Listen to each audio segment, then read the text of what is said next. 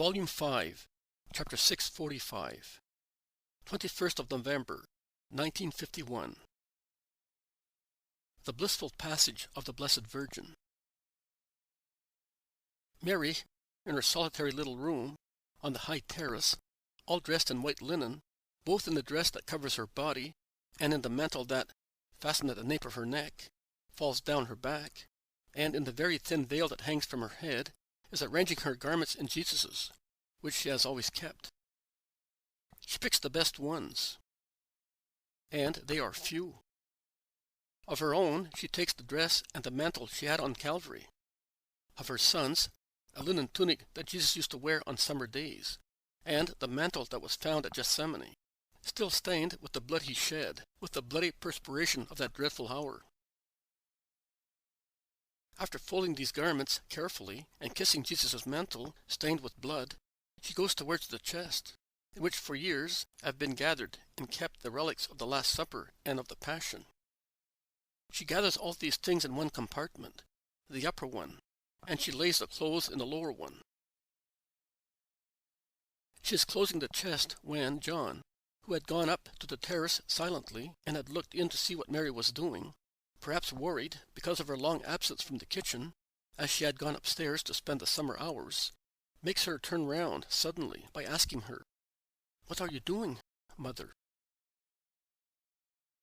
"I have put straight what is to be kept. All the souvenirs.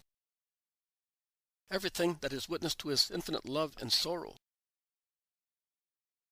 "Why, Mother, do you reopen the wounds of your heart by looking again at these sad things? You are pale and your hand is trembling." "So you suffer seeing them," says John to her, approaching her, as if he were afraid that, wan and trembling as she is, she might feel ill and fall on the floor. "Oh, that is not why I am wan and I am trembling. It is not because they reopen my wounds. They, in fact, have never been closed completely. And yet, peace and joy are in me, and they have never been so complete as they are now." "Never as now? I do not understand." "The sight of these things, full of cruel memories, awakens in me the anguish of those hours. And I am only a disciple. You are the Mother. And you mean that as such I should suffer more. And from a human point of view, you are right. But it is not so. I am accustomed to enduring the sorrow of being separated from him. It was always sorrowful, because his presence and closeness were my paradise on earth. But I always suffered them willingly and serenely, because every action of his was wanted by his Father. It was obedience to the divine will, and so I accepted it, because I also have always obeyed the will and plans of God for me. Every time Jesus left me, I suffered. Certainly, I felt lonely. Only God has measured in its most real intensity my sorrow when he, a boy, left me secretly for the dispute with the doctors of the temple. And yet, with the exception of the fair question that I, his mother, asked him, as he had left me in that manner, I did not say anything else to him. Likewise, I did not hold him back when he left me to become the master, and I was already a widow, and therefore all alone, in a town that, with the exception of a few people, did not love me. And I showed no surprise at his reply at the banquet in Cana. He was doing the will of his Father, and I was leaving him free to do it. I could dare make a suggestion or a request. A suggestion for his disciples, a request for some poor wretch. But more than that? No. I suffered every time he left me to go into the world, hostile to him, and so sinful that to live in it was a great suffering to him. But how much joy every time he came back to me. It was really so intense that it recompensed me 70 times 7 for the sorrow of the separation. The sorrow of the separation following from his death was heartrending, but with which words could I describe the joy I felt when he, risen from the dead, appeared to me? Immense was the pain of the separation, which would end only when my earthly life would be completed, when he ascended to his Father. I am now rejoicing. Immense is my joy, as immense was my pain, because I feel that my life is completed. I have done what I had to do. I have completed my earthly mission. The other one, the celestial one, will have no end. God has left me on the earth until I also, like my Jesus, have accomplished everything of what I had to do. And I have in me that secret joy, the only drop of balm in his extreme tortures, full of bitterness, that Jesus had when he was able to say, "Everything is accomplished." Joy in Jesus? At that moment? Yes, John. A joy incomprehensible to man, but comprehensible to the spirits that already live in the light of God, and see the deep things hidden under the veils that the Eternal spreads over his secrets as King, thanks to that light. I, so distressed, so upset by those events associated with him, my son, in the abandonment of the Father, did not understand then. The light was extinguished for the whole world in that hour, for the whole world that had not wanted to receive it, and also for me, not as a just punishment, but because, as I had to be the co-redeemer, I also had to suffer the anguish of the abandonment of divine comforts, the darkness, the desolation, the temptation of Satan of not making me believe any longer that what he had said was possible, everything that he also suffered in the Spirit from Thursday to Friday. But later, I understood. When the light, that had risen forever, appeared to me, I understood. Everything. Also the secret extreme joy of the Christ, when he was able to say, "I have accomplished everything that the Father wanted me to accomplish. I have filled the measure of divine charity by loving the Father, even unto the sacrifice of myself, by loving man, even unto dying for them.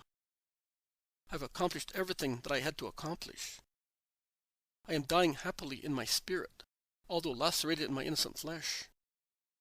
I also have accomplished everything that, ab aeterno, was written I should accomplish. From the generation of the Redeemer, to the help given to you, his priests, for your perfect formation. The church is now formed and strong. The Holy Spirit enlightens it. The blood of the first martyrs cement it and multiply it. My assistance has cooperated in making it a holy organism, that the love towards God and the brothers nourishes and fortifies more and more, and in which hatred, ill feelings, envy, slander, wicked plans of Satan take no root. God is pleased with that, and he wants you to know that from my lips, as he wants me to tell you to continue to grow in love in order to grow in perfection, and so also in number of Christians and in power of doctrine. Because the doctrine of Jesus is the doctrine of love. Because the life of Jesus, and also mine, have already been guided and urged by love. We rejected nobody. We forgave everybody. One only we did not forgive, because he, already a servant to the hatred, did not want our love that had no limits. Jesus, in his last farewell before his death, gave you the command to love one another. And he also gave you the measure of the love that you had to have for one another, saying, "Love one another as I have loved you. From this it will be known that you are my disciples." The church, in order to live and grow, needs charity. Charity above all in its ministers. If you did not love one another with all your strength, and likewise you did not love your brothers in the Lord, the church would become sterile.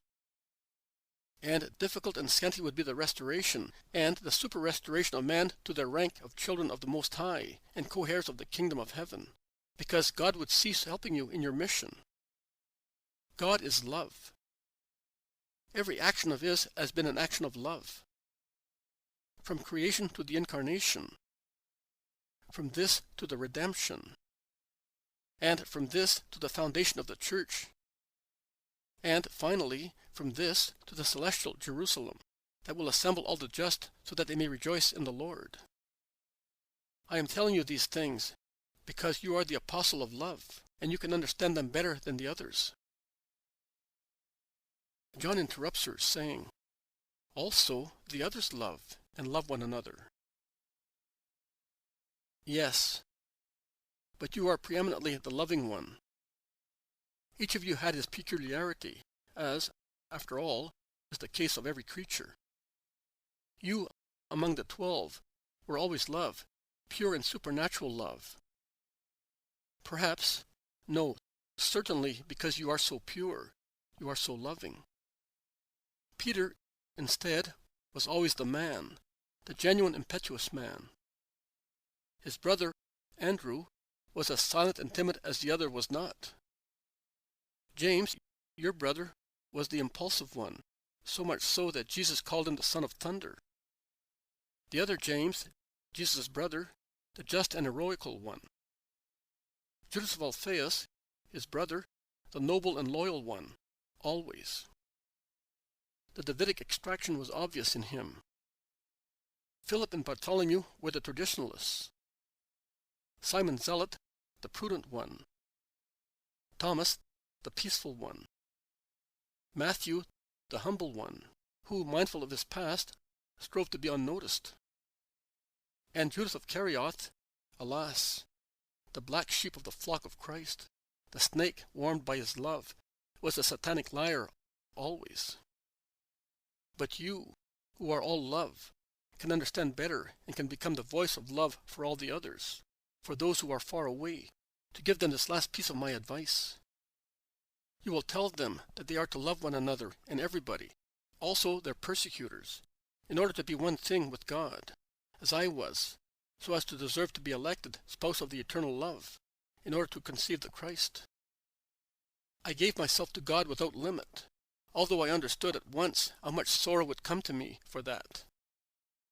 The prophets were present in my mind, and the divine light made their words very clear to me.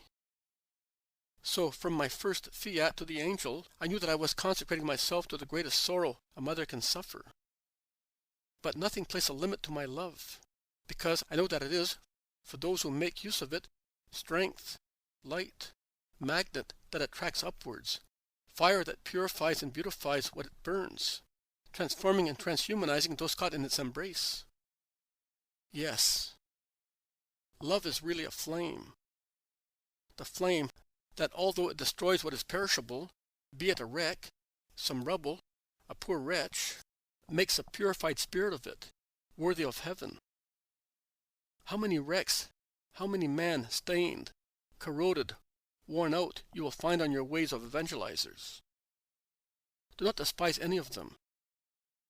On the contrary, love them, so that they may reach love and be saved. Infuse love into them. Many a time man becomes wicked, because no one ever loved him or loved him badly. Do love them, so that the Holy Spirit, after the purification, may come to dwell again in those temples, that many things made empty and filthy. God, to create man, did not take an angel or choice materials. He took some mud, the most worthless material. Then, infusing his breath into it, that is, his love, again, he elevated the worthless material to the sublime rank of adoptive sons of God. My son, on his way, found many wrecks of man who had fallen into filth. He never trampled on them despisingly. On the contrary, he gathered them and received them, and he changed them into chosen souls of heaven. Always bear that in your minds, and do as he did. Remember everything, the actions and the words of my son. Remember his kind parables. Live them, that is, put them into practice. And write them, so that they may remain for future generations, to the end of time, and that they may always serve as a guide for men of good will, to achieve life and eternal glory. You will certainly not be able to repeat all the bright words of the eternal word of life and truth, but write as many of them as you can. The Spirit of God, who descended upon me so that I might give the Savior to the world, and who descended also upon you a first and a second time, will help you to remember, and when you speak to the crowds, in order to convert them to the true God. You will continue that spiritual maternity that I began on Calvary to give many children to the Lord. And the same Spirit, speaking in the recreated children of the Lord, will fortify them, so that it will be pleasant for them to die among tortures, to suffer exile and persecutions, to confess their love to Christ and join him in heaven, as Stephen and James, my James, have already done, and others as well. When you are the only one left, save this chest. John, growing pale and becoming upset, even more than he blanched since Mary said that she felt that her mission was accomplished, interrupts her, exclaiming and asking, "Mother, why do you say that? Are you not well?" "No, I am well." "Do you want to leave me, then?" "No, I shall be with you until I am on the earth." "But, my dear John, prepare yourself to be alone." "Then you are not well, and you want to conceal it from me." "No, believe me, I have never felt so strong, at peace, joyful, as I do now. But I have such a jubilation, such a fullness of supernatural life, that—" "Yes, that I think that I shall not be able to endure it while continuing to live. I am not eternal, on the other hand. You must understand that. My spirit is eternal. My body is not. And it is subject, like the flesh of every man, to death."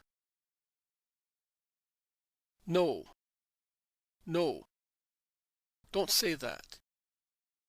You cannot, you must not die. Your immaculate body cannot die like that of a sinner." "You are wrong, John.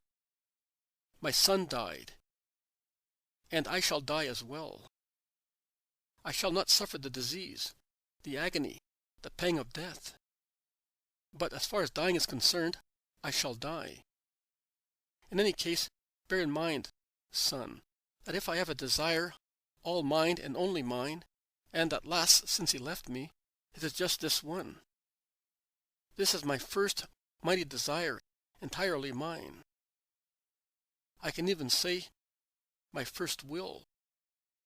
Everything else in my life was nothing but the consent of my will to the divine will, the will of God, put in my heart of a little girl by God himself, the will to be a virgin. His will, my marriage with Joseph. His will, my virginal divine maternity. Everything in my life was done by the will of God and by my obedience to his will. But this desire of wanting to join Jesus is a will entirely mine. To leave the earth for heaven, to be with him forever and continuously. My desire of so many years. And now I feel it is on the point of becoming a reality. Do not be so upset, John. Listen instead to my last wishes. When my body, deprived of the vital spirit, will lie in peace, do not subject me to the customary embalmment of the Hebrews. Because I am no longer a Jewess, but a Christian, the first Christian, if one considers the situation properly, because I was the first to have Christ, flesh and blood, in me, because I was his first disciple, because I was co-redeemer with him and his continuator here, among you, his servants. No living being, with the exception of my father and mother, and those who assisted at my birth, has seen my body. You often call me the living ark that contained the divine word. Now you know that the ark can be seen only by the high priest. You are a priest, and much holier and purer than the pontiff of the temple. But I want only my eternal pontiff to see my body at the right time. So, do not touch me. In any case, see? I have already purified myself, and I have put on a clean dress, the dress of the eternal wedding. But why are you weeping, John? Because the storm of sorrow is stirring up in me. I know that I am about to lose you. How shall I be able to live without you? I feel my heart being torn to pieces at this thought. I shall not be able to stand this grief. You will stand it. God will help you to live, and for a long time, as he helped me. Because if he had not helped me, on Golgotha and on the Mount of Olives, when Jesus died and ascended, I would have died, as Isaac died. He will help you to live and to remember what I have told you before, for the welfare of everybody. Oh, I will remember everything, and I will do what you wish, also for your body. I understand as well that the Hebrew rites no longer serve for you, a Christian, and for you, the most pure mother, who, I am sure, will not be subjected to the corruption of the flesh. Your body, deified as no other mortal body, both because you have been exempted from the sin of origin, and even more because, in addition to being the full of grace, you contained in you grace itself, the Word, whereby you are his most pure relic. Your body cannot experience the decomposition, the rottenness of all dead flesh. This will be the last miracle of God on you, in you, and you will be preserved as you are.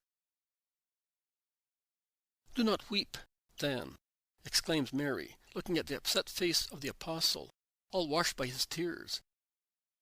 And she adds, if I am preserved as I am, you will not lose me. So, do not worry. I shall lose you just the same, even if you remain incorrupt. I feel it. And I feel as if I were caught in a hurricane of sorrow, a hurricane that breaks me and knocks me down. You were everything for me, particularly since my relatives died, and the other brothers, both by blood and by mission, are far away, also beloved Marjam, whom Peter has taken with him. I shall now be left alone, and in the strongest storm, and John falls at her feet, weeping even more bitterly. Mary bends over him. She lays her hand on his head, shaken by sobs, and she says to him, no, not so. Why are you grieving me? You were so strong under the cross, and it was an incomparable scene of horror, both because of the cruelty of his martyrdom and of the satanic hatred of the people. And you were so strong in comforting him and me, then. And today, or rather this Sabbath evening, so serene and calm, and in front of me who are rejoicing for an imminent happiness, of which I have a premonitory feeling, you are so upset. Calm yourself. Imitate, even more, join what is around us and in me. Everything is peaceful. Be at peace as well. Only the olive trees, with their gentle rustling, break the absolute calm of this hour. But this gentle noise is so pleasant that it sounds like the flight of angels around the house. And they are, perhaps, really here. Because angels, one or many, have always been near me, when I have been in a special moment of my life. They were at Nazareth, when the Spirit of God made my virginal womb prolific. And they were with Joseph, when he was upset and uncertain about my state and how to behave with me. And at Bethlehem, a first and a second time, when Jesus was born, and when we had to flee to Egypt. And in Egypt, when they ordered us to come back to Palestine. And, if not to me, because the King of the angels himself had come to me as soon as he had risen, and angels appeared to the pious women at the dawn of the first day after the Sabbath, and gave them the order to tell you and Peter what you had to do. Angels and light always at the decisive moment of my life and of Jesus's.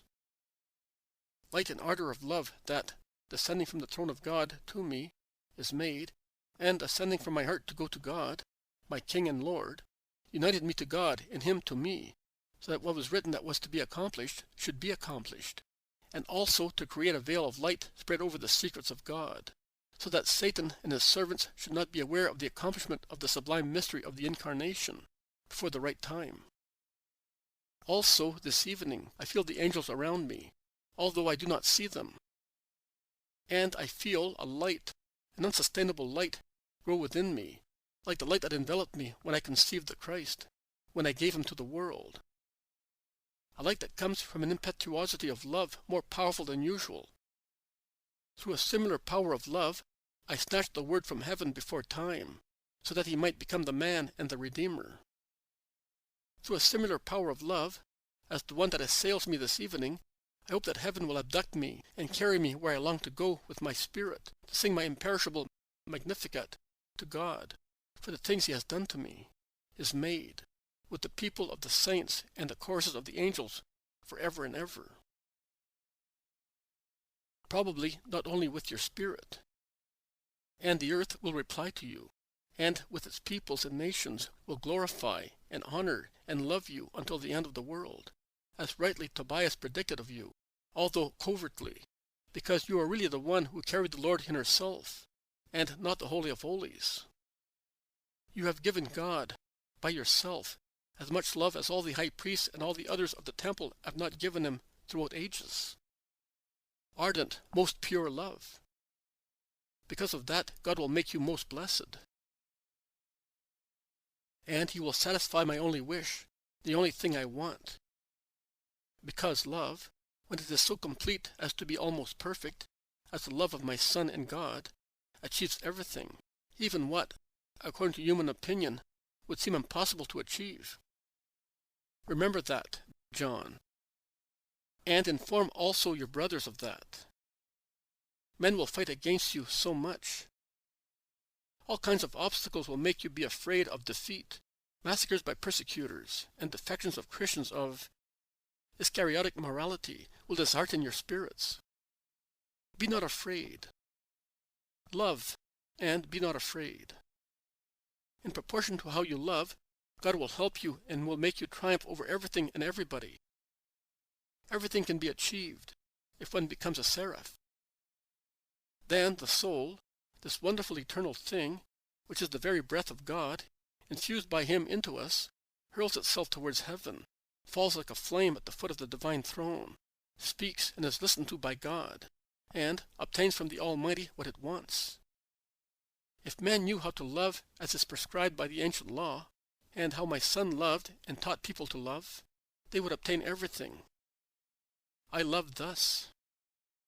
That is why I feel that I shall cease to be on the earth, I through excess of love, as he died through excess of sorrow. Well, the measure of my capacity of loving is full. My soul and my body are no longer able to contain it. Love overflows from it. It submerges me and raises me at the same time towards heaven, towards God, my Son. And his voice says to me, Come, come out. Ascend to your throne and to our trine embrace. The earth, what surrounds me, disappears in the bright light that comes to me from heaven. Noises are drowned by this celestial voice. My moment for the divine embrace has come, my dear John. John, who had calmed down a little, although still somewhat upset, listening to Mary, and who at the last part of her speech was looking at her ecstatically, and almost enraptured as well, as pale in his face as Mary, whose pallor, however, changes into a very white light, rushes towards her to support her, and in the meantime he exclaims, You are like Jesus when he became transfigured on Tabor. Your flesh is shining like the moon, your garments as bright as a diamond sheet placed before a very white flame. You are no longer human, mother. The heaviness and opacity of the flesh has disappeared. You are light. But you are not Jesus. He, being God, besides being man, could stand also by himself, there upon Tabor, as he did here on the Mount of Olives, when he ascended. You cannot. You cannot stand. Come, I will help you to lay your tired, blessed body on your little bed. Rest. And he lovingly leads her towards the poor bed, on which Mary lies, without taking off even her mantle. Folding her arms across her breast, closing her eyelids on her kind eyes, bright with love, she says to John, who is bent over her, I am in God, and God is in me. While I contemplate him and feel his embrace, say the Psalms, and any other pages of the Scriptures becoming me, particularly in this hour. The Spirit of wisdom will point them out to you. Then say the prayer of my Son, repeat the words of the announcing archangel and of Elizabeth to me, and my hymn of praise. I will follow you with what I still have of myself on the earth." John, struggling against the tears that rise from his heart, striving to control the emotion that upsets him, in his beautiful voice, which, as years have gone by, has become very like Jesus's, which Mary notices with a smile, saying, "I seem to have my Jesus beside me," intones Psalm 118, which he says almost entirely, then the first 3 verses of Psalm 41, the first 8 of Psalm 38, Psalm 22, and Psalm 1. He then says the Our Father, the words of Gabriel and Elizabeth, the Canticle of Tobias, the 24th chapter of Ecclesiasticus, from verse 11 to 46. Lastly, he intones the Magnificat. But when he arrives at verse 9, he notices that Mary does not breathe anymore, although she is still natural in her posture and appearance, smiling, peaceful, as if she had not noticed that life had stopped. John, with a heart-rending cry, throws himself on the floor against the edges of the bed, and calls Mary.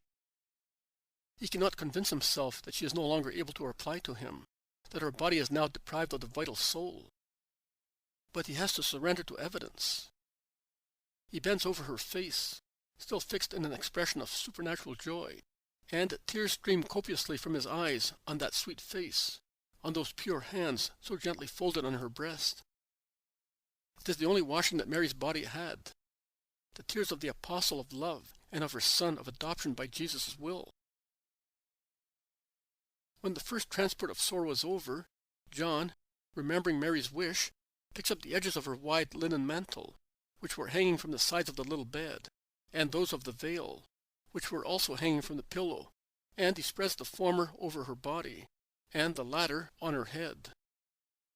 Mary is now like a statue of white marble, laid on the cover of a sarcophagus. John contemplates her at some length, and more tears fall from his eyes as he does so. Then he rearranges the room, removing all superfluous furniture.